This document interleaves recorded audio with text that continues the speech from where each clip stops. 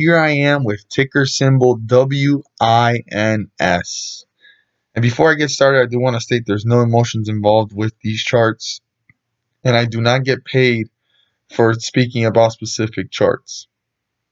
Just strictly charts and letting the charts show us and tell us what to look for and what to see. So, what a rally. It went from $10 all the way up to $56. That was an incredible run for this stock with the bulls, and then the bears appeared and started to tear it down, but they fought back to bring it back up.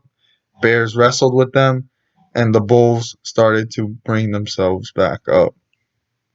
But something I found very interesting here is this stock kind of formed a W shape, and that's due to the volatility.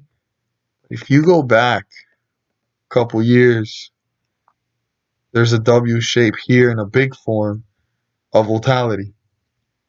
I don't know if this stock had a reverse split, so I can't go that far into information, but that same small W is looking to form over there. I mean, this is more of a pronounced W, but the one there is kind of sideways and small. Another thing that I saw very interesting in the stock is for the last 2 years, it's been below the 50-day moving average, causing it to be very bearish.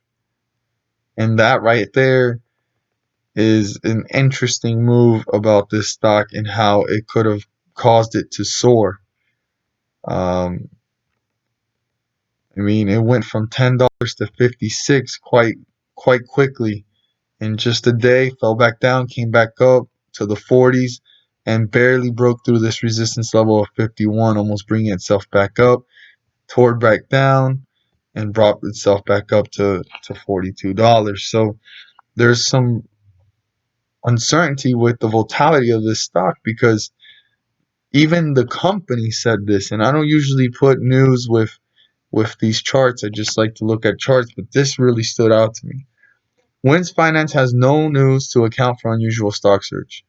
Responding to recent high trading volume and significant price increase in its shares, Finance Holdings says it's not aware of any material corporate developments that could account for the unusual trading activity. That right there stood out to me big time, and leaving maybe many people excited to jump in on this or trying to see if they can, hit and score with this volatility, but it's very high with uncertainty. So I definitely wanted to make a video of some key points. So this stock closed at 42.52, and it got rejected up here at 51.30 cents. That's going to be a very important factor of how bullish this can go. And even if it goes bullish, it would have to break then the 56 mark that it did earlier in the day, because that would be the next resistance level. And in between the 56 mark and the 51 mark, there's a lot of uncertainty because the volatility rate of this stock is so quick to change up or down that if it was to stay up here for quite some time, maybe it could break the next resistance level and create new levels of support as new resistance levels as it continues to go up as well. But if it was to break it, you would have to definitely want to keep a close eye on it and see what is going on up here and how, if it's going to be staying there or how it's looking to come back down and break through that resistance level, being rejected again somewhere up here and working its way back into the zone. So that would be something to keep an eye on.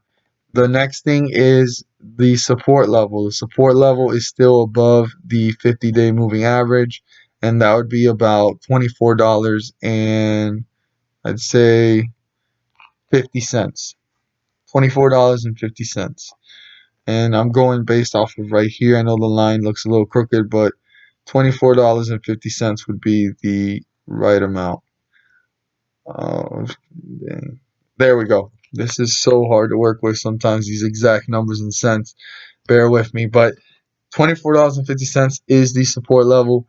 If the bears start to bring this one down this way, I'm not saying that the bears could break through and bring it down here, And keep it down here because of volatility. Again, the bulls can load up and bring it up, just like we saw earlier in the day that they did down here at about $15.88. I mean, the volatility here, you can't even tell if this is going to stay in a bearish market or if this can go back up to bullish, but this support level is there to have some point of reference. The other thing as well to keep in mind is the 50-day moving average of 1992. This one's going to be really interesting to be seen.